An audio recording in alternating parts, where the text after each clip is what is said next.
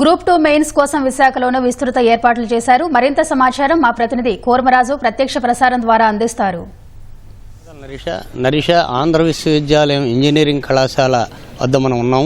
ఇక్కడ Andhra Pradesh public service commission group 2 ప్రధాన పరీక్ష కోసం ఈ బారులు తీరిన అభ్యర్థులు వాళ్ళందరినీ కూడాను అన్ని వాళ్ళ హాల్ టికెట్లు అవన్నిటిని తనిఖీ చేసిన తర్వాత మెటల్ డిటెక్టర్ ద్వారాను తనిఖీ చేసిన తర్వాతే వాళ్ళని లోపల పంపించడం జరుగుతోంది.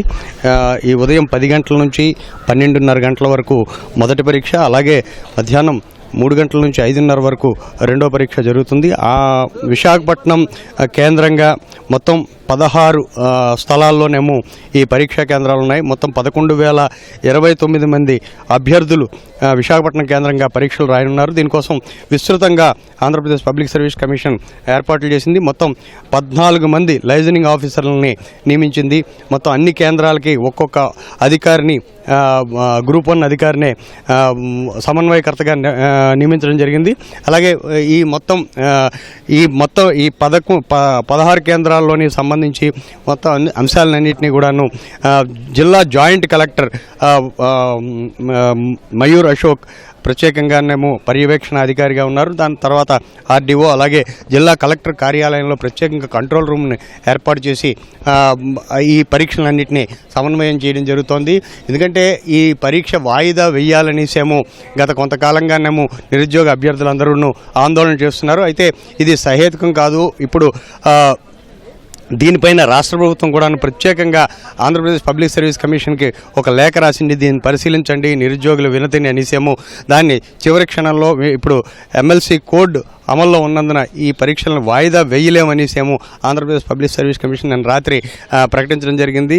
దీనికి సంబంధించి ఆందోళనలు కూడానేమో రాత్రి విశాఖపట్నంలోని ఈ ఎంవిపి డబుల్ రోడ్ దగ్గర ఈ గ్రూప్ 2 అభ్యర్థులు ఆందోళన చేశారు. అయితే వీరి ఆందోళనలు ఏవి కూడాను పరిగణనలోకి తీసుకోలేము. ఎందుకంటే ఈ దశలో పరీక్ష వాయిదా వేయలేము. అలాగే ఎమ్మెల్సీ ఎలక్షన్ కోడ్ అమల్లో ఉన్నందున ఇప్పుడు వాయిదా వేస్తే గ్రాడ్యుయేట్లకి ఒక రకంగానేమో గ్రాడ్యుయేట్లకి ప్రయోజనం చేకూర్చినట్టు అవుతుంది. ఇది ఎన్నికల కోడ్ వైలేషన్ కాబట్టి ఖచ్చితంగా దీన్ని నిర్వహించాల్సిందే అనేసి ఆంధ్రప్రదేశ్ పబ్లిక్ సర్వీస్ కమిషన్ స్పష్టం చేయడంతో ఇవాళ మొత్తం రాష్ట్ర వ్యాప్తంగా అన్ని కేంద్రాల్లోని ఈ గ్రూప్ 2 పరీక్ష జరుగుతోంది. మొత్తం 92,000లో మొత్తం రాష్ట్రంలోని 92,000 మందికి పైగానేమో పరీక్షలు రాస్తుంటే ఒక్క విశాఖపట్నంలోనే 11,000 పైచిలకు అభ్యర్థులు ఈ ప్రధానమైన పరీక్షలకు హాజరవుతున్నారు. జిల్లా యంత్రాంగం అలాగే ఆంధ్రప్రదేశ్ పబ్లిక్ సర్వీస్ కమిషన్ ఆదేశాల మేరకు జిల్లా యంత్రాంగం విస్తృతంగానేమో ఇక్కడ ఏర్పాట్లు చేయడం జరిగింది. ఖచ్చితంగా వాళ్ళకి తనిఖీలు చేసి మెటల్ డిటెక్టర్ ద్వారా తనిఖీలు చేసి ఎటువంటి ఎలక్ట్రానిక్ గాడ్జెట్స్ లేకుండా చూసి ఉన్నా సరే వాటన్నిటిని దూరంగా భద్రపరిచి తర్వాతే వాళ్ళందరినీ పరీక్ష కేంద్రాల్లోకి అనుమతించడం జరుగుతుంది. ఇప్పుడు మనం చూస్తున్నాం వాళ్ళని క్షుణ్ణంగా అటు మహిళా పోలీసులు ఇటు పురుషులకు సంబంధించి వాళ్ళు కూడాను ప్రత్యేకంగా తనిఖీలు నిర్వహించిన తర్వాతనే వాళ్ళని లోపలికి పంపించడం జరుగుతోంది. ఉదయం పరీక్ష 12:30 గంటలకు ముగుస్తుంది. అలాగే మధ్యాహ్నం మళ్ళీ 3 గంటలకు ప్రారంభమై సాయంత్రం 5:30 గంటల వరకు కూడాను ఈ పరీక్ష ఉంటుంది. ఇది మొత్తం చాలా ప్రతిష్టాత్మకంగా అంటే ప్రత్యేక పరిస్థితుల్లో ఈ గ్రూప్ 2 మెయిన్స్ చాలా కాలంగా వాయిదా పడుతూ వస్తున్నాయి. చివరికి సర్వీస్ కమిషన్ నిర్వహించడానికి ఈ ఏర్పాట్లు చేసింది. దీని తర్వాత వీళ్ళకి ఈ రిజల్ట్స్ను కూడా సాధ్యమైన తొందరలోనే ఈ సర్వీస్ కమిషన్ ఇవ్వాలనేసేమో భావిస్తోంది.